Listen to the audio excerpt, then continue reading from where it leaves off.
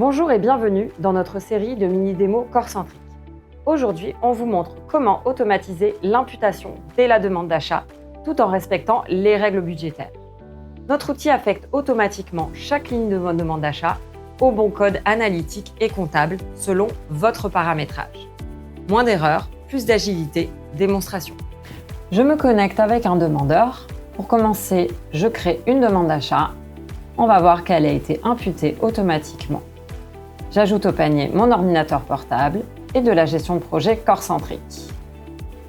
J'ai un article et un service dans le panier et les deux fournisseurs. J'enregistre ma demande d'achat et là, je vois qu'au niveau de mes deux lignes achats, j'ai un onglet imputation. Et sur l'onglet imputation, je peux voir que les deux lignes sont imputées directement, automatiquement. Les catégories d'achat viennent du catalogue. Les deux catalogues sont liés à des catégories d'achat. Et chaque article est lié à une catégorie d'achat. Ensuite, la BU vient directement de la société, puisque quand j'ai fait ma demande d'achat, ma société de facturation était pré-remplie. Et il y a un lien avec la société. On va regarder ça. Sur la société Democorp, j'ai un lien avec la BU Big Corp. C'est bien cette liaison qui est reprise ici. Et c'est pour ça que mes lignes sont imputées sur Big Corp. Au niveau du service d'imputation, je suis imputée par défaut sur l'établissement d'Aix-en-Provence, parce que mon utilisateur est lié à l'établissement d'Aix-en-Provence. Et là aussi, j'ai une liaison de l'établissement d'Aix-en-Provence avec la région Sud-Est. Si je bascule d'écran, je vois bien cette liaison entre l'établissement d'Aix et la région Sud-Est. Je vois dans ma ligne d'achat la région qui est présélectionnée. Je vois aussi les budgets qui sont présélectionnés, budget et budget consolidé. Le budget ici n'est pas le même.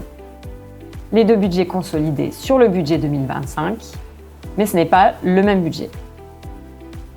L'ordinateur est dans le budget IT d'Aix-en-Provence et la gestion de projet est dans le budget prestations intellectuelles 2025.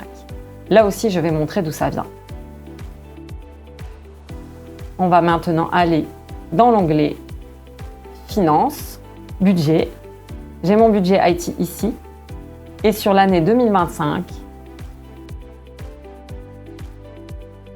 et j'ai une liaison budgétaire vers la société Democorp, l'établissement d'Aix-en-Provence, la catégorie fourniture informatique et le type de comptabilisation investissement.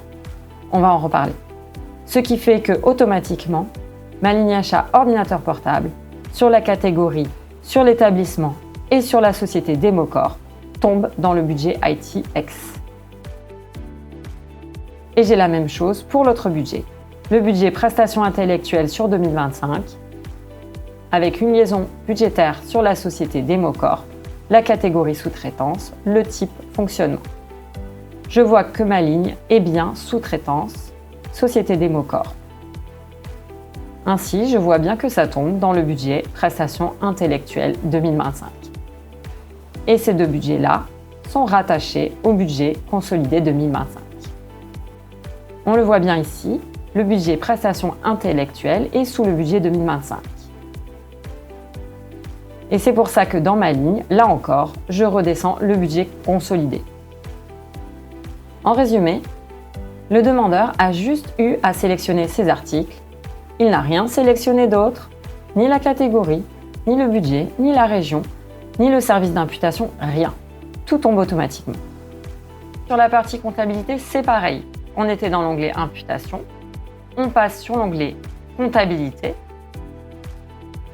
Et là aussi, j'ai mes deux lignes achats avec mes catégories d'achat, le type de comptabilisation qui est automatique et un compte comptable qui est automatique.